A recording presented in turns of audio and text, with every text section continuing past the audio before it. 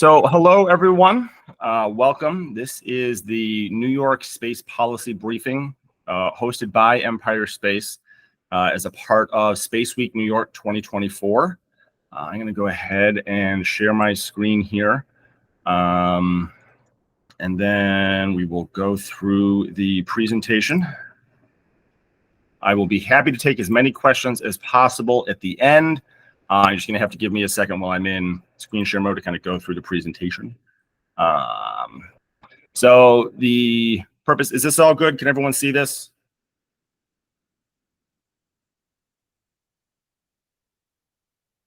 All right, cool.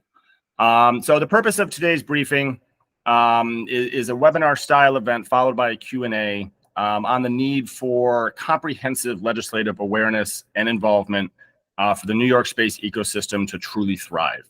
We'll go over a little bit about Empire Space, the resources we offer, a kind of rundown of the New York space ecosystem. We'll look at some peer state examples for successful examples of involved legislatures, and then we'll provide some tips for folks moving forward. So a little bit of the who and why Empire Space, for those of you who aren't familiar with us, was incorporated in 2022 to serve as the networking and research hub for the New York space ecosystem.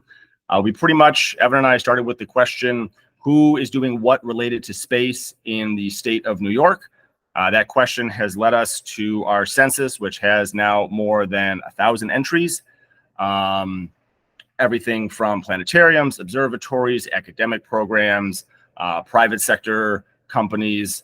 And we now serve to network that ecosystem together to identify new resources and supports to help it grow so we can create more academic opportunities, more private sector opportunities in the space ecosystem here in New York.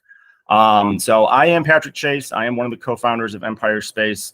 My other co-founder is Evan Lerner. I believe he's on the call as well. So we got started. We have a mix of political science and aerospace background. Evan is an actual aerospace engineer. I have my BA in political science from the University of Rochester. I spent time in a district office for the New York State Assembly, working mostly on communications and constituent service. I've worked in county government. I've worked federal and local campaigns. So we kind of merged those backgrounds to advocate for the New York space ecosystem. Empire Space is also a member of the NASA New York Space Grant Consortium and the New York Consortium for Space Technology. They're really fantastic groups that do a lot of really exciting work, some with academic support, some with private sector support. We encourage you to check out our interview yesterday with Mason Peck from the New York Consortium for Space Technology to learn more about what they do. So brief rundown of how today's briefing is going to go. We'll do some ecosystem highlights. We'll kind of highlight the tools that Empire Space offers. We'll look at some of those peer state examples. We'll look at New York's track record in comparison to those peer state examples. And then we'll provide some tips both for ecosystem stakeholders and for legislative offices. And I know that there's a mix of both on this call today. So ecosystem highlights. New York is the 15th largest NASA economy in the US. This is the jobs directly and indirectly supported by NASA, as well as the associated economic activity. There are 82 firms employing roughly 20,000 people, clusters throughout the state. So New York does have a prominent connection to the economic activity associated with NASA. It's probably much higher than the average New Yorker would guess.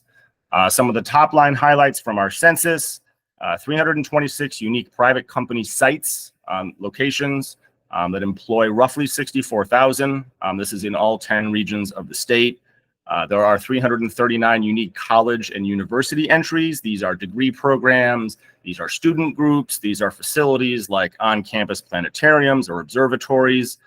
We also want to highlight the 62 entries at the NASA MUREP institutions. This is the Minority University Research and Education Project. These are institutions that serve one of a number of different underrepresented minority groups, and NASA specifically conducts programming with those institutions to increase participation in STEM. And we do highlight those institutions in our census. New York also has significant historical and cultural contributions as well. The lunar landers were built on Long Island, and made in New York plaques remain on the lunar surface to this day. More than 30 astronauts have significant New York connections, including private citizens who have visited space, the first mother in space, the first female shuttle commander, and many more. There are new capabilities coming online via the New York Consortium for Space Technology. The new facility that they're going to bring online at Cornell will allow for greater spacecraft testing and development, capabilities that have never really existed before in New York and are actually unique across the country. So there is a lot of potential in the New York space ecosystem. There's a lot of activity that's already going on. Moving forward, though, we will see that there are gaps. There are challenges facing the New York space ecosystem. We have a lot of the right tools, but too often it is fragmented or siloed based on either region or discipline or specialty. And it tends to be very externally focused. Most New Yorkers are familiar with the brain drain. We graduate students from all these fantastic universities in space-related programming that then get jobs out of New York. There are gaps that between the academic institutions and the private sector companies. We have financial resources located in institutions in New York that aren't being invested in New York-based firms. So you'll see on the graphic there, Empire Space exists to close those gaps, to tie the talent we have with the other resources we have into the economic engine to make it properly grow. So this is an introduction to the Empire Space Census. This first section is an introduction for stakeholders. So if you are a private company, if you are a university, this snippet is for you. So every census entry, including yours, has legislative identifiers. The AD and the SD at the top of the table stand for Assembly District and Senate District, and includes a party label.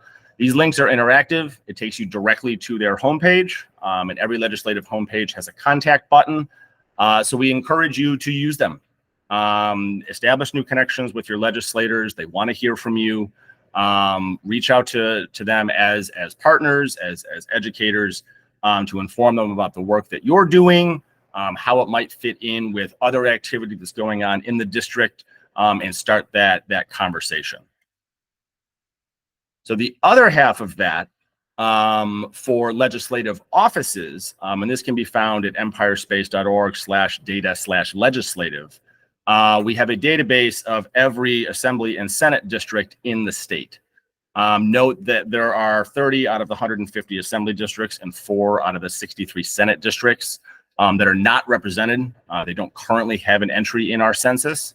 That doesn't mean that there is no space activity there. It just means that it's not currently captured in one of our existing categories. So you see here, this is just an example from the top of that table. It lists all the different data tables that we have, different types of business capital services, higher education, planetariums and observatories, and it lists the number of institutions in that particular district. So if you are from a legislative office, we encourage you to visit this table, visit the corresponding tables. They're all sortable by legislative districts, so you can find the institutions that you represent. If you are interested in a more detailed briefing, email me directly, patrick@empirespace.org. We know that we had some legislative offices who were hoping to be in attendance today, so we just kind of wanted to give an example of how this breakdown works to highlight them. You see the companies that we chose to highlight here. The senator and the assembly member are listed there on the left. We do want to highlight Assemblymember Clyde Vannell. In 2017, he introduced a bill that would have established a state space policy task force. We're going to highlight it a little bit later in this presentation. We are grateful for that effort. It wasn't ultimately passed into law, but we did want to highlight that here. You can see that there are also differences between legislators in terms of how much of the space ecosystem they represent. For example, Senator Leah Webb, I know she represents Cornell, so there's a number of academic institutions that are in that collegiate entries category. There's a lot of associated aerospace and space companies in the Ithaca and Binghamton area, which explains that high employment number. So for a legislator like that, it's the mindset is maintaining the current ecosystem, helping it grow, identifying specific challenges faced by your existing stakeholders. Whereas another member who, for instance, Assembly Member Zohran Mamdani, has fewer assets in their district. So the question then becomes one of attraction and growth. How do we create new opportunities? How do we bring in new stakeholders to our corner of New York? So that's just a snapshot of some of the offices that we hoped would be in attendance today. Future projects in this area that Empire Space is hoping to pursue would be to organize these data sets by congressional district. Currently, they're only compiled for state assembly and Senate districts, so that is another layer that we are hoping to add at some point in the future. We are hoping to make this the first of many space policy briefings. There will probably always be one during Space Week in the spring. We are open to scheduling more later in the year or targeted briefings if there is demand for that. Again, email me directly if you have questions or be interested in setting something up.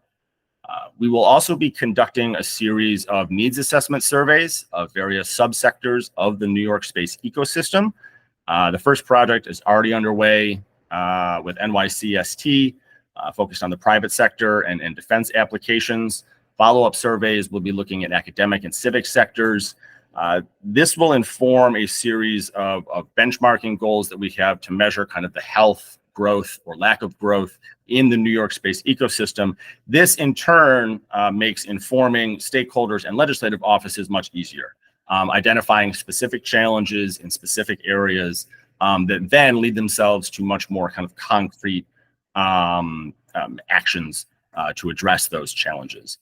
We're also looking at space and aerospace job sector, job programming, job hunt networking style events. We know that legislative offices can be very helpful in promoting some of those activities.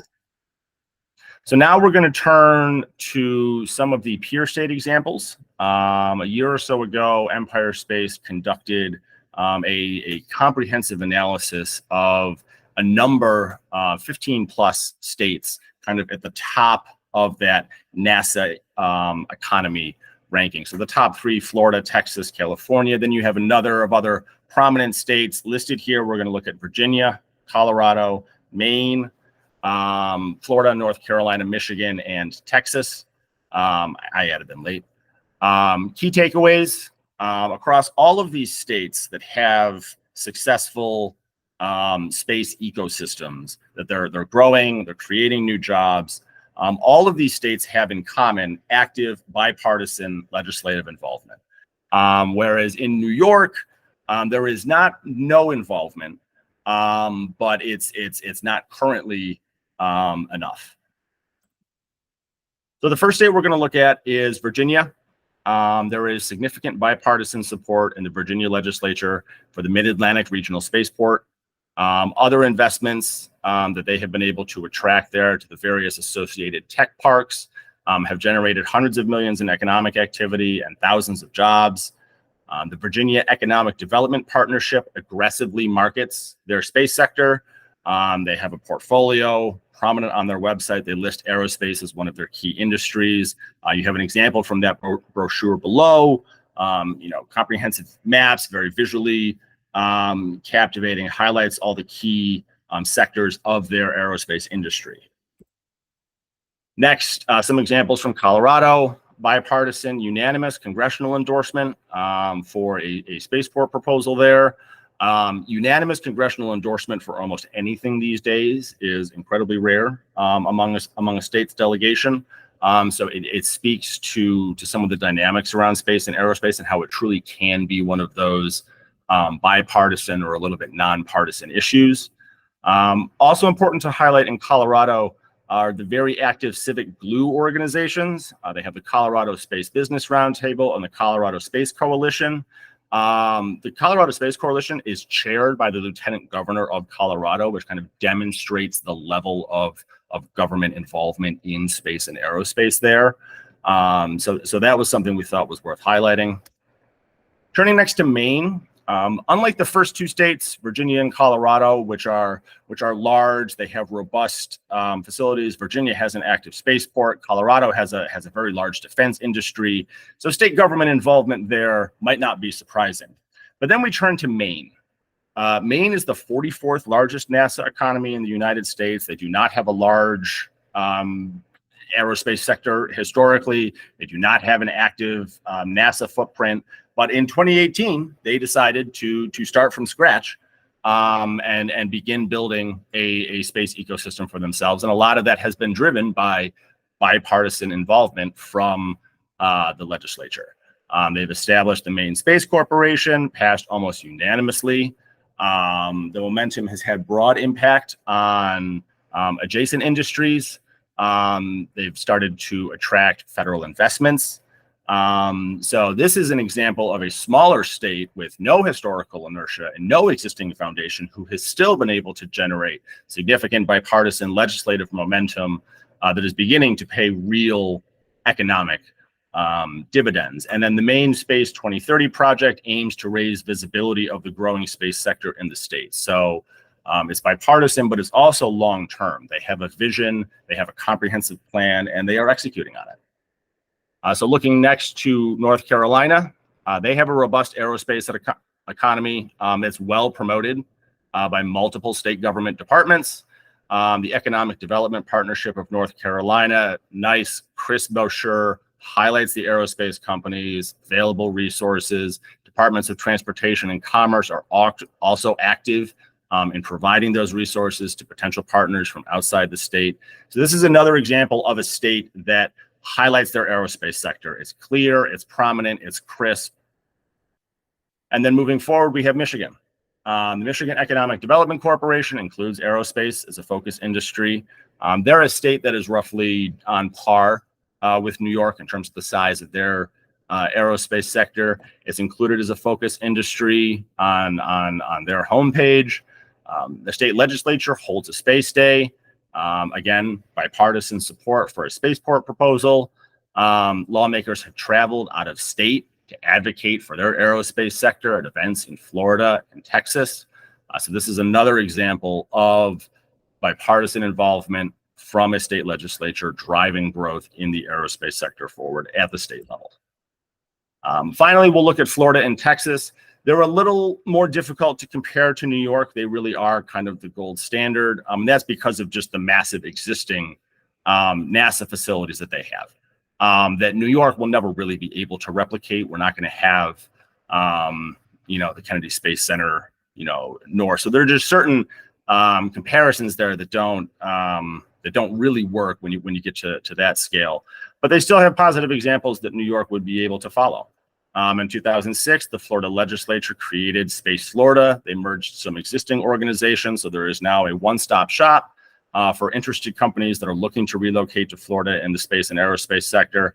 Offers a blend of financing tools, networking opportunities, and physical infrastructure to make that transition easier. The city of Houston is deeply involved in the build-out of Spaceport Houston, and this is an example. This spaceport does not currently fly any spacecraft, and it probably won't fly any spacecraft for the foreseeable future. But it is a massive hub, growing very rapidly for these companies that are looking to go to space. So oftentimes these facilities can become tech parks, hubs of their own kind of activity. And then the state of Texas offers a wide range of tax incentives, enterprise zones, other supports for their space sector. So now, after having done a tour of those other states, we're going to take a look at New York's space policy track record. And we do want to highlight a lot of the good work that has been done. There is support from individual legislators and Empire State Development. There have been investments in firms that have been critical to helping a lot of these private sector companies grow. Governor Hochul has championed projects Majority Leader Schumer was very supportive of the establishment of NYCST at Cornell. He wrote a letter of support. Some of the regional economic development councils have also been active. The New York City Regional Development Council, it has included aerospace firms in some of their earlier rounds. We think that there are also existing template efforts that Empire State Development or other agencies are executing on that would be very useful or similar to what could work for the space and aerospace sector here. You look at the Empire AI Initiative, you look at the Nanotech Hub, the Photonics Hub. There's the new IBM facility coming to the Hudson Valley. There's the Micron semiconductor plant in Syracuse. So there are examples of the state supporting specific industries in the tech universe, or supporting larger facilities that really do have the ability to kind of change the game, so to speak. So we think these could serve as a template for what could work for the space and aerospace sector here.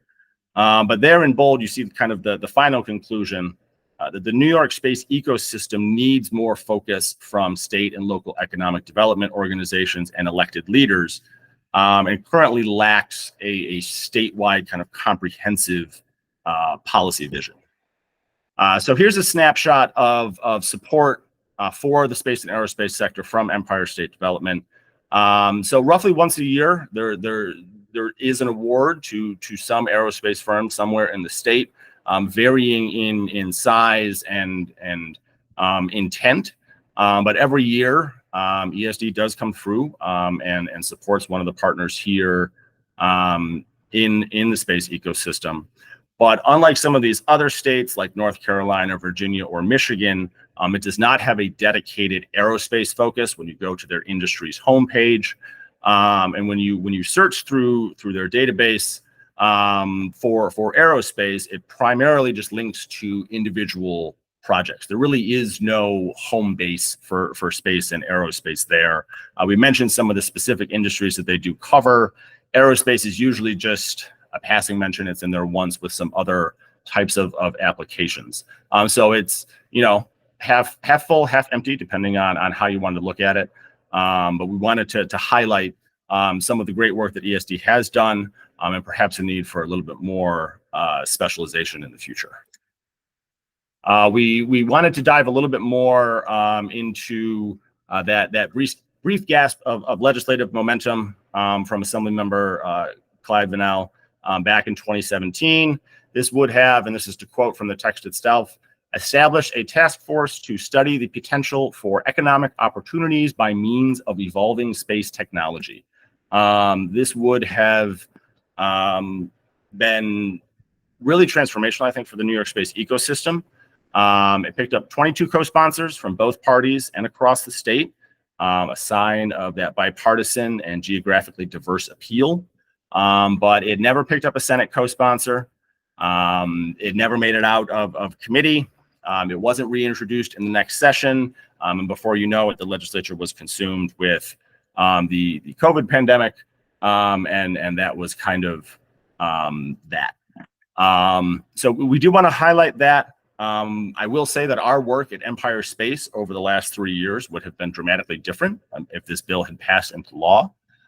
So we hope that this is not the only momentum on space and aerospace in the legislature. There are a couple of other bills that have passed over the years. They're usually more ceremonial in nature, congratulating someone who was an astronaut from someone's district or something like that. So you can check out the full report there, the hyperlink in the bottom, to read the full analysis.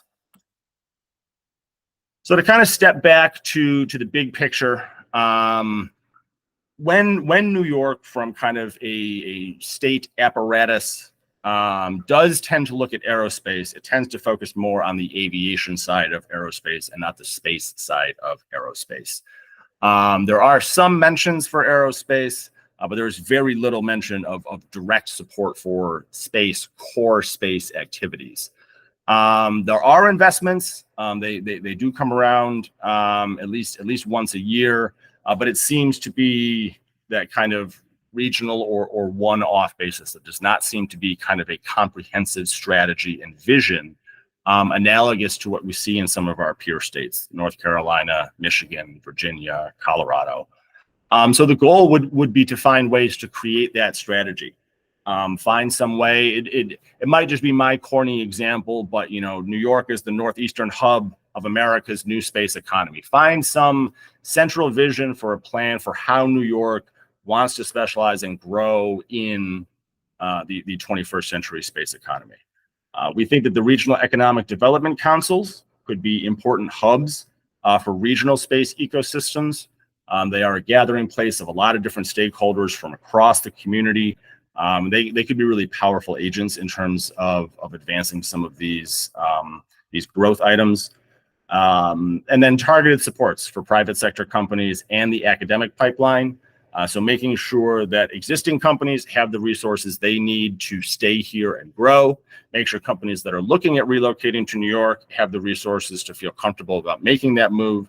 Making sure that colleges and universities and vocational programs, community colleges, we're not just talking high wattage 4-year Ivy League schools. The entire post high school education realm is fit into what academia needs moving forward. And then K through 12 schools have the programming that leads to graduating students who are ready to go take advantage of those opportunities. So having more of a comprehensive vision that looks across the sector and how do we want to make it grow in the future. So for space ecosystem stakeholders, if you're watching this briefing and you're a company or you work for a university, here are some of the things that we would recommend for you. First is ID your local legislators. Figure out who your assembly person is, who your senator is. Reach out, have a conversation. If you need help using the census, email me. We can set up a consultation. But again, if you haven't yet, reach out, introduce your organization and your mission, the work that you're doing in the community, and just set up a meeting. Let them know what you're doing in your world and how you see it growing and contributing in the future, and explore what programs or resources might be available that you may not be aware of that exist. And then maintain that contact over time. Develop relationships with your legislative offices. Reach out, keep them informed. Don't stop by once, wave, and then step back out. But think about building a relationship over time.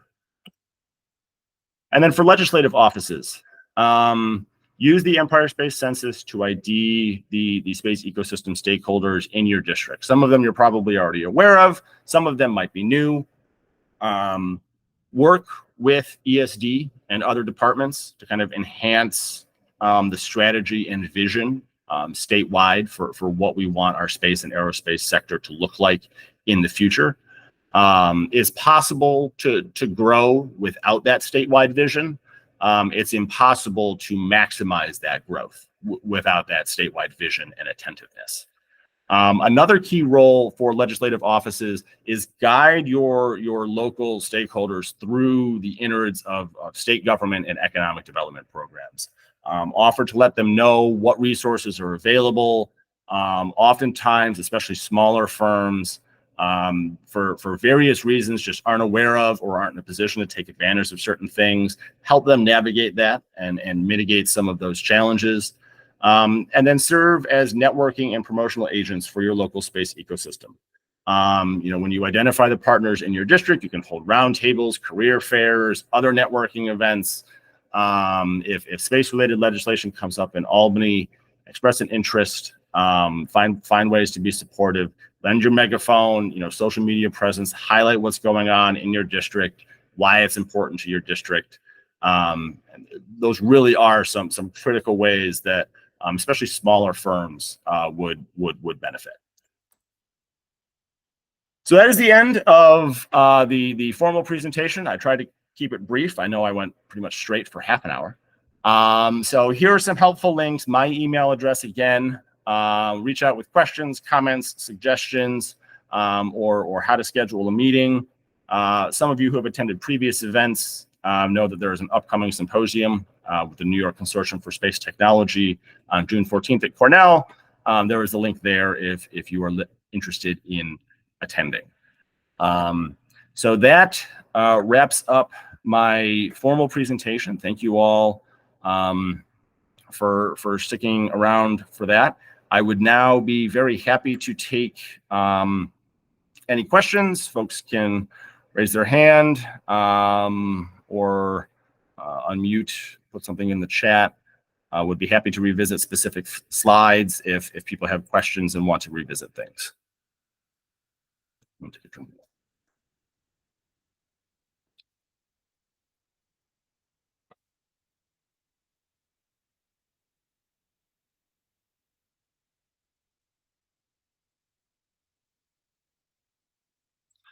So interesting question here from Ivan on focusing at the state or federal level. This presentation did focus primarily on the state level. I think one way to answer that question is when we built the census, we decided to include the state legislative codes, but did not include congressional district codes. So I guess there's inherently some preference from Empire Space already. The real answer is both. For the sector to grow, stakeholders need to be engaging both state and federal and even local partners. City and county, regional economic development agencies have a lot to play. State legislators have a lot to play. Congressional legislators have a lot to play. It's all just different in terms of the resources that they're able to bring to the table. We also, I think, focused primarily on the state level because the level of attentiveness and organizing there seemed to be so low that it was the area of greatest need, both in terms of informing stakeholders about who their legislators were and how to engage them, and then informing legislators about the space ecosystem that they represent. So I hope that answer was helpful. I would encourage you to speak to all of them. Identify. I know the congressional legislators. If you just Google your address, a lot of them have the congressional search form. Who is my Congress member. And again, that is a data set that we are looking to build out in the future. And that's also a conversation that we would be willing to have. While we don't have, the census organized by congressional district, if you have questions or inquiries related to congressional outreach, feel free to reach out to us and we would be more than happy to have that conversation or assist in any way that we can.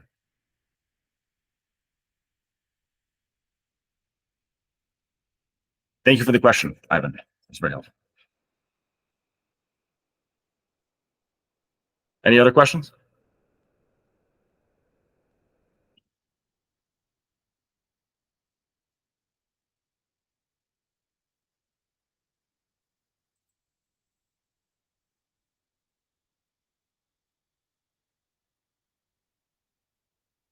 All right. Well, as I said before at the top, we will be sending out this slide deck to everyone who attended. So you will have a copy of this in the future. Again, feel free to reach out to us with questions, comments, suggestions.